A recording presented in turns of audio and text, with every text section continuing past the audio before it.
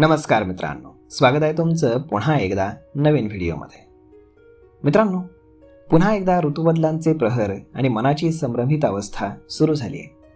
दिवसा वाहणारे थंड आणि शीतल वाऱ्या उन्हाचा तडाखा जाणवू देत नाही आणि याच काळात येतो तो जगभरातील समस्त तरुणाईनं लोकप्रिय केलेला व्हॅलेंटाईन्स डे अर्थात प्रेम दिन. गेल्या काही वर्षांपासून या दिवसाला एक वेगळं आणि अनन्यसाधारण महत्त्व लाभलंय. व्हॅलेंटाईन डे निमित्त सर्वत्र प्रेमाच्या गोष्टी सुरू आहेत. परंतु तुम्ही कधी विचार केलाय का की माणूस प्रेमात का पडतो? यामागे मेंदूतली कुठली रसायनं काम करतात ते? मित्रांनो, विज्ञान सांगतं की प्रेम ही कुठलीही जादू नसून मेंदू आणि हार्मोन्सचा एक वैज्ञानिक खेळ आहे. हार्वर्ड मेडिकल स्कूल आणि अमेरिकन सायकोलॉजिकल असोसिएशनचे संशोधन सांगतं की डोपामाइन आणि ऑक्सिटोसिन यासारखी रसायनं आपल्याला प्रेमाच्या विळख्यात अडकवतात.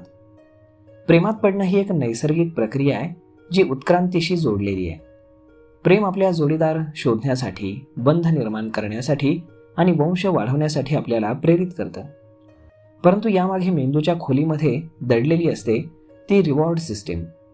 जेव्हा आपण कोणाकडे आकर्षित होतो तेव्हा मेंदूमध्ये अशी रसायनं स्त्रवतात जी आनंद, उत्साह आणि ओढ निर्माण करतात. ही प्रक्रिया इतकी वेगवान असते की कधीकधी पहिल्या नजरेतही प्रेम होऊन जातं. यामध्ये डोपामाइन, याला आनंदाचं रसायन म्हणतात, हे मेंदूतलं रिवॉर्ड सर्किट सक्रिय करतं, ज्यामुळे आपल्याला प्रेमामध्ये एखाद्या नशेसारखा अनुभव येतो. जेव्हा तुम्ही तुमच्या पार्टनरला पाहता तेव्हा डोपामाइन ऑटोमॅटिक वाढतं आणि एक आनंदाची लाटच उसळते. हे तेच रसायन आहे जे कोणत्याही व्यसनामध्ये काम करतं. त्यामुळे तुम्ही प्रेमाची तुलना व्यसनाशी करू शकता. त्यानंतर येतं ते ऑक्सिटोसिन, याला प्रेमाचं संप्रेरक म्हणतात. हे एक प्रकारचं ओढ आणि विश्वास निर्माण करतं. जेव्हा तुम्ही मिठी मारता किंवा चुंबन घेता तेव्हा ऑक्सिटोसिन हे स्त्रवतं, जे परस्पर नातं घट्ट करतं. आई मुलाच्या नात्यात देखील हेच रसायन काम करतं.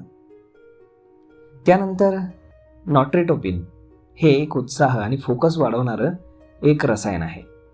प्रेमात पडल्यानंतर हृदयाचे ठोके वाढवणं, घाम येणं, हे सर्व याच रसायनामुळे होतं. हे आपल्याला जोडीदारावरती लक्ष केंद्रित करायला मदत करतं. त्यानंतर पुढचं येतं ते म्हणजेच सेरोटोनिन.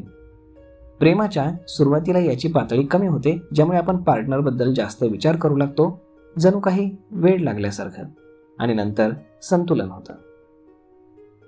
तर आता पाहूयात की विज्ञान म्हणतं की केमिकल हे केवळ ट्रिगर आहेत, परंतु प्रेमामध्ये संस्कृती, अनुभव आणि वैयक्तिक आवड निवड फार महत्त्वाची असते. केमिकल्स आपल्याला आकर्षित करतात, परंतु नातं टिकवणं हे आपल्या मेहनतीवरती अवलंबून असतो. संशोधनानुसार प्रेम मेंदूमध्ये बदल घडवून आणतं, ते आनंद वाढवतं आणि तणाव कमी करतं, यामुळे आपलं आरोग्य सुधारतं. प्रेमामध्ये पडणं ही मेंदूतील रसायनांचीच किमया आहे, जी आपल्याला आनंद आणि ओढ निर्माण करू देते. परंतु लक्षात ठेवा, खरं प्रेम या केमिकल्सच्या पलीकडे असतं. ते आदर, विश्वास आणि सामंजस्यानं बनतं. तर या व्हॅलेंटाईन डेला जर तुम्ही प्रेमात असाल तर समजा की तुमच्या मेंदूमध्ये एक वैज्ञानिक पार्टी सुरू आहे, आणि जर नसाल तर काळजी करू नका, योग्य वेळी ही केमिकल्स आपलं काम नक्कीच करतात. तर मग मित्रांनो, आता तुमच्या लक्षात आलं असेल, प्रेम म्हणजे काही कुठलं मॅजिक नाही, केमिकल आहे. आणि तुम्ही प्रेमात पडता तेव्हा मेंदूमध्ये नक्की काय घडतं हे आपण आजच्या या व्हिडिओमधून जाणून घेतलं आहे. तर मग मित्रांनो, हा व्हिडिओ तुम्हाला कसा वाटला हे तुम्ही आम्हाला कमेंट करून नक्कीच सांगा. आणि जर आवडला असेल तर आपल्या जवळच्या मित्रमंडळींसोबत देखील हा व्हिडिओ तुम्ही शेअर करायला विसरू नका. धन्यवाद.